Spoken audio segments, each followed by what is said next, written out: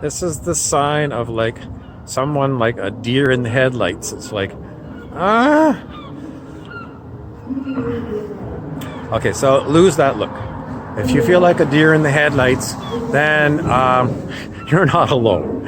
It's a very hard thing, the human condition, because as much advice as you can get, even from me, it doesn't mean it's going to be easy. So how are you going to manage yourself? Mostly you're going to manage by getting into the gap. This is an old teaching by the spiritual teacher Wayne Dyer. And the gap is basically the silence between words.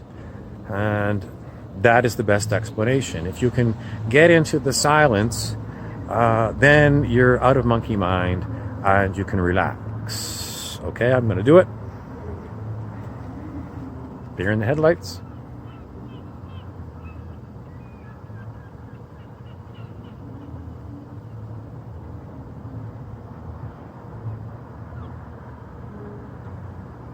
Okay, it worked. I didn't have any monkey mind. So, getting into the gap is basically how you get out of monkey mind, which is going to drive you crazy because it's nothing but worry, worry, worry. And getting into the gap is where, well, they say that's where you're going to get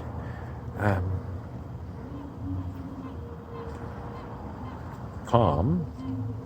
And when you're calm, you're more likely to be able to relax, relax, relax, relax. Poor little deer. Poor little deer. But the point of it all is, in between the words, in the silence, is actually where you're going to find most of your solutions. For more on this, please look up Wayne Dyer, Getting into the Gap. It's a book, and all you really need is just to know get in between the gap, because the rest of it is a lot of words, and that's not in the gap.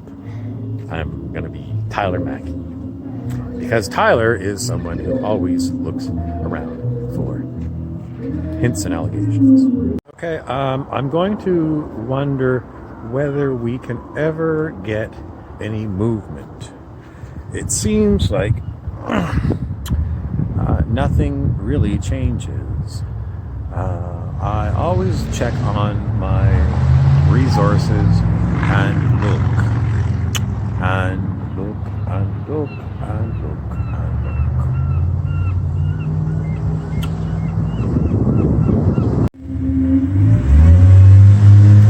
Well, I've been walking around looking for more resources, and basically the only resources I see are a lot of creativity and people using their creativity creatively, and that is the best resource you can possibly have. If you were going to figure out where your creativity lives, why don't you try being yourself?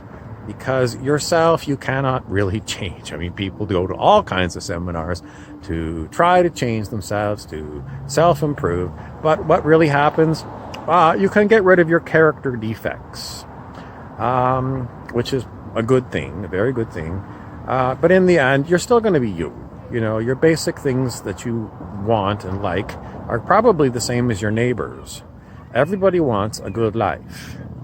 And your creativity is basically your ticket to the good life.